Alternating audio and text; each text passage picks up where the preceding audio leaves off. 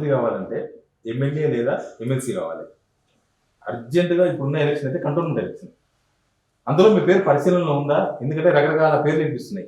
మొన్ననే గణేష్ చేరారు, BJP last time BJP candidate. తర్వాత ఒక్కొక్క పెద్ద లీడరు ఒక్కొక్క మనిషిని తీసుకొచ్చి అక్కడ పెడుతున్నారు. పిడమర్తి రవిని ఒకరు పెట్టాలంటున్నారు, గజ్జల కాంతాన్ని ఒకరు పెట్టాలంటున్నారు, ఇంకోరు ఎవరినో పెట్టాలంటున్నారు. మీ మీ పేరు చెప్పే వాళ్ళు ఎవరన్నా కాంగ్రెస్ లో ఉన్నారా? దయాకర్కి ఇద్దాం చూద్దామని. అందుకని నేను నిర్ణయం అనేది పార్టీ తీసుకునేంత వరకు వెయిట్ చేయాల్సిందే. నేను తుంగతుర్తికి అప్లై చేసుకోమన్నాను కాబట్టి అప్లై చేసుకున్నా. మిగతా అంశాలు పార్టీ నిర్ణయాలు తీసుకుంటారు. ఎమ్మెల్సీ నేనేమని ఏమన్నా పేరు వచ్చింది చివరికి ప్రకటిస్తారు అన్నాక పోయింది కదా. ఎంపీల రాజ్యసభలో కూడా ఉన్నట్టుగా మిత్రులు చెప్తున్నారు. ఎంపీ వరంగల్ అయితే మొత్తం టామ్ అయింది. అసలు అసలు వస్తున్నాడు క్యాండిడేట్ అనే అయింది. నేను అప్లై ఏం చేసుకోలేదు కదా. ఇప్పుడు అట్లనే కంటోన్మెంట్ కూడా నేనేమి అప్లై చేసుకోవడము, నాకు కావాలని చెప్పడము, లేకపోతే దాని కొరకు ఇదేమి లేదు.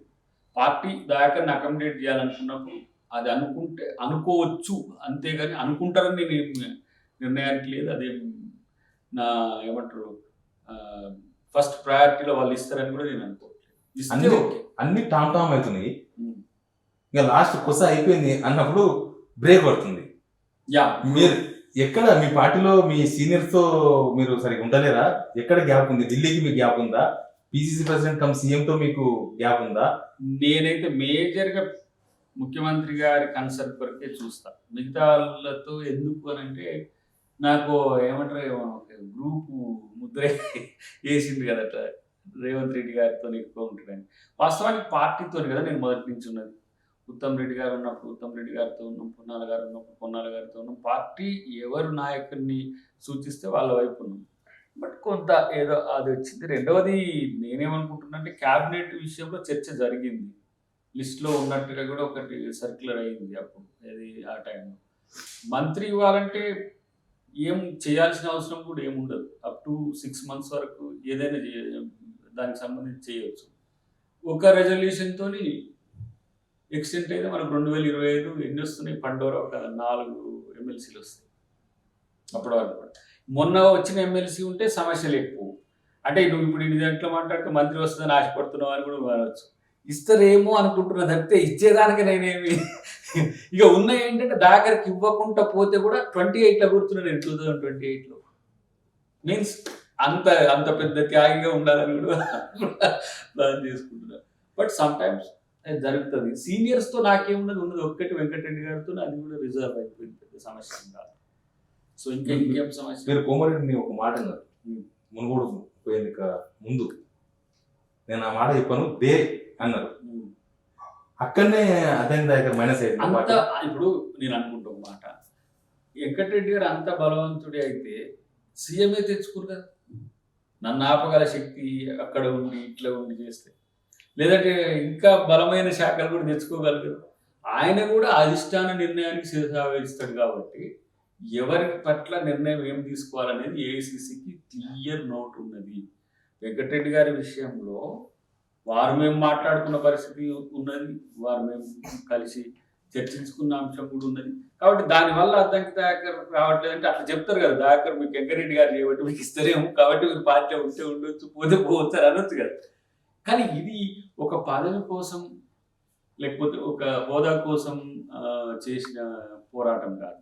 డెఫినెట్గా ఈ పార్టీ అధికారంలోకి ఇక్కడికి రావాలని ఎంతో మంది వ్యతిరేకించినా సరే, మీన్స్ ప్రభుత్వాలు కేసులు పెట్టినా, ఆల్మోస్ట్ ఆల్ నేను ఉద్యమకాలంలో నన్ను ఎవరు జైల్లో పెట్టే ప్రయత్నం చేయలేదు. కనీసం అరెస్ట్ చేస్తే కూడా నెక్స్ట్ కిలోమీటర్ల రిలీజ్ చేసిన చరిత్రలు మీకు తెలుసు. మీరు అప్పుడు చేసి వీటి కూడా పని చేసింది. కానీ ఈ ప్రభుత్వంలో, మొన్న పోయిన ప్రభుత్వంలో మమ్మల్ని దేశద్రోహుల కంటే ఎక్కువ చిత్రీకరించి కూడా జైల్లో పెట్టారు. బట్ ఎంజాయ్, మాకేం పెద్ద అదే మురళి ముందు రాజకీయాలు. నేనేమంటున్నా అంటే దయాకర్ ఒక ఫక్త్ పొలిటీషియన్, ఒక అంబిషన్, ఒక ఎక్స్ వస్తున్నాడు. ఇప్పుడు ఆయన ఎంపీ కోరుకొని వస్తాడు, రాగానే ఎంపీ సీట్ వస్తుంది. ఒక ఎమ్మెల్యే వస్తాడు, ఎమ్మెల్యే కోసమని వస్తాడు, రాగానే ఎమ్మెల్యే వచ్చిపోతుంది. కానీ దయాకర్ కాంగ్రెస్ పార్టీ కొరకు ఉంటాడని 100 సార్లు చెప్పిన. I'm not for only post వద్దా అంటే కావాలి, కానీ పార్టీ కోసం పనిచేసే ఒక సుదీర్ఘ లక్ష్యంతో ఉన్న కాబట్టి పదవులని రేపు వస్తాయి. ఈరోజు మొన్న లేవు, నేడు వచ్చినాయి రేపు పోవచ్చు, కానీ పార్టీ అయితే ఉంది, పని చేయాలి. ఇప్పుడు ఒక టాస్క్ కంప్లీట్ అయింది. రేవంత్ రెడ్డి గారు లాంటి ఒక సమర్థుని ముఖ్యమంత్రిని చేసినాం. రేపు రాహుల్ గాంధీ లాంటి ఒక జాతీయ నేతను ప్రధానమంత్రిని చేయాల్సిన యజ్ఞం కూడా ఉంటుంది. సో ఆ మిషన్లో ఉంటా కానీ పదవులు వస్తే దాన్ని ఎంజాయ్ చేస్తాం, లేదంటే ఎంజాయ్ మీన్స్ ప్రజల కోసం పని చేస్తాం. కాంగ్రెస్ పార్టీలోకి వచ్చిన వాళ్ళకు విత్ ఇన్ ఏ డేలో టికెట్ ఇస్తున్నారు, విత్ ఇన్ అవర్స్ లో పదవులు వస్తున్నాయి. మనం చూసినాం జితేందర్ రెడ్డికి 10 minutes ల పోస్ట్ వచ్చింది. ఇంకా దాన నాగేంద్ర లాంటి టికెట్ వచ్చింది. ఆయన ఎమ్మెల్యే ఆల్రెడీ, మళ్ళీ ఎంపీ టికెట్ ఇచ్చిండ్రు. ఏమనిపిస్తుంది కదా దగ్గర వాళ్ళు ఏం చేస్తున్నారో చెప్పు, ఒకసారి ఇంటర్వ్యూ చేసి నాకు స్టార్టింగ్ వచ్చి చెప్పు, నేను అదే చేస్తా. మనకు కూడా అట్లా వస్తాయి కదా. బట్ నేనేమంటున్నా అంటే నేను ఎమ్మెల్యే స్థాయి పోస్ట్ని వదిలేసిన, ఆ స్థాయి నుంచి అదైనా దానిపైన పైదైనా రావాల్సిన పరిస్థితి ఉంటుంది. కాబట్టి దానికి స్థాయి ఉండేది ఒకటి ఎమ్మెల్సీని యాక్చువల్గా, అంతకంటే కొంచెం పెద్దదంటే ఎంపీ. ఆ రెండింటిలో ఏ కారణాల వల్ల రాలేదనే విషయము, ఏ కారణాల చేత ఆగిందనే విషయం నేను చర్చించను. కానీ ఆ స్థాయి అకామిడేషన్ అనేది ఉంటుంది, దాని కొరకు సమయం పడుతుంది. కాబట్టి ముఖ్యమంత్రి గారు కూడా ఆ విషయం నాతో చెప్పింది. దాని తర్వాత బట్టి గారిని కలిసిన, నేను మన ఉత్తమ్ గారిని కలిసిన, వెంకటరెడ్డి గారిని కూడా కలిసిన, ఇంకా మన పొంగురెడ్డి గారిని కలిసిన, తుమ్మల గారిని, అందరినీ కలిసి మాట్లాడినప్పుడు జస్ట్ కట్టసి కొరకు కలిసినప్పుడు వాళ్ళందరూ కూడా విత్ ఇన్ డేస్ లో పార్టీలోకి వచ్చి టికెట్ తీసుకొని మంత్రులైన వాళ్ళు. ఓకే, కొన్నిసార్లు వాళ్ళకి అట్లా కలిసి వచ్చి ఉండొచ్చు. కానీ కలిసినప్పుడు వాళ్ళు చెప్పిన అంశాల్లో కన్విన్సింగ్ ఉన్నాయి ఎక్కువ. బట్ ఇంకోటి, కాంగ్రెస్లో పదవులు అనేది కొన్ని సందర్భాల్లో క్రిటికల్గా కూడా ఉంటాయి.